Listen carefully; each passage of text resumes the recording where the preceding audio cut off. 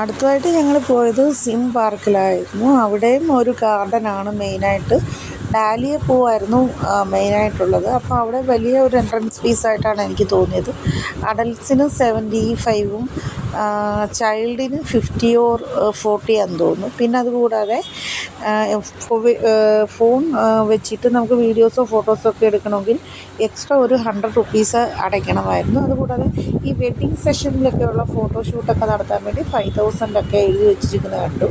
അപ്പം അവിടെ കയറി. അപ്പോൾ ഞങ്ങൾ അകത്തോട്ട് കയറിയില്ല, ഫ്രണ്ടിലൊരു വ്യൂ മാത്രമേ ഉള്ളെന്നാണ് പുറത്തോട്ട് വരുന്നവരോട് ഞങ്ങൾ ചോദിച്ചപ്പോൾ പറഞ്ഞത്. അകത്തോട്ട് പിന്നെ എല്ലാം കൃത്രിമമായിട്ടൊക്കെ ഉണ്ടാക്കി വെച്ചേക്കുന്നതാണെന്ന് പറഞ്ഞു.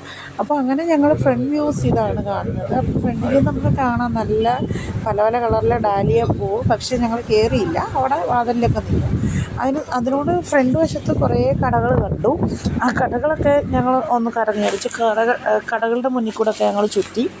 അപ്പോൾ അതിൻ്റെ ഫ്രണ്ട് വശം ജസ്റ്റ് ഇതാ ഇങ്ങനെയാണ്. അതിന് നേരെ ഓപ്പോസിറ്റ് സൈഡിൽ ഒരു പ്രതിമ ഉണ്ടാക്കി വെച്ചിട്ടുണ്ട്. അതിൻ്റെ താഴെ നല്ല ജവന്തി പൂക്കൾ വലുതും. അപ്പം റോഡ് മുറിച്ച് കിടന്നില്ല ഞങ്ങൾ, ആ സൈഡിൽ തന്നെ നിന്ന് എല്ലാം ഒന്ന് കണ്ടു. ചുറ്റും എല്ലായിടത്തും നോക്കിയാലും നമ്മൾ കാണുന്ന ഈ പച്ചപ്പ് അതങ്ങനെ തന്നെയുണ്ട്. പിന്നെ അവിടുന്ന് ഒരു പോപ്കോൺ വാങ്ങിച്ചു. 40 രൂപയായിരുന്നു അതിന്. അത് നല്ല ടേസ്റ്റായിരുന്നു. പുഴുങ്ങിയിട്ട് അതിനകത്ത് മുളക് പൊടിയും മറ്റെന്തോ ഒരു മസാലയും ഉപ്പും കൂടെ ചേർത്തായിരുന്നു.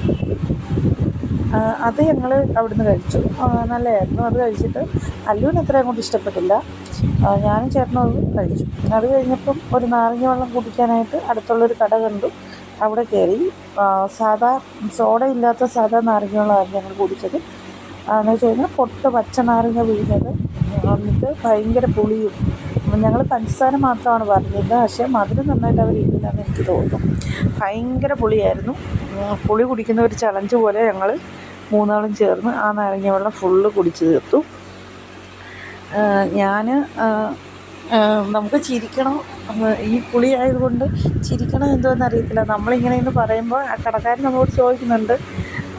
പക്ഷേ എങ്കിലും ഞങ്ങൾ എങ്ങനെയെങ്കിലും അത് കുടിച്ചങ്ങ് തീർത്തു പുളി വെള്ളം. അത് കഴിഞ്ഞപ്പോഴത്തേനും നമ്മുടെ കേരളത്തിൽ 20 രൂപ നാരങ്ങ വെള്ളത്തിനെങ്കിൽ അവിടെ 40 രൂപയായിരുന്നു ഒരാൾക്ക്. അങ്ങനെ ഞങ്ങൾ നാരങ്ങ വെള്ളമൊക്കെ കുടിച്ചിട്ട് കുറച്ചും കൂടി മുന്നോട്ട് നടന്നപ്പോൾ കണ്ടതായിരുന്നു ഇങ്ങനെ ഒരു മസാല കൂട്ടൊക്കെ ഉണ്ടാക്കി കൊടുക്കുന്നുണ്ടായിരുന്നു അവിടെ. പിന്നീട് നമുക്ക് കടകളിലെല്ലാത്തിനും ഭയങ്കര റേറ്റാണ്.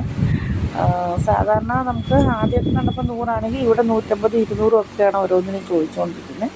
അങ്ങനെ ആ കടകളൊക്കെ കണ്ടു. സാധനങ്ങളൊക്കെ ഞങ്ങൾ റേറ്റൊക്കെ ചോദിച്ചു. അത് കഴിഞ്ഞ് നേരെ ഞങ്ങൾ വണ്ടിയിലേക്ക് വന്ന് പിന്നെ യാത്ര തുടങ്ങി.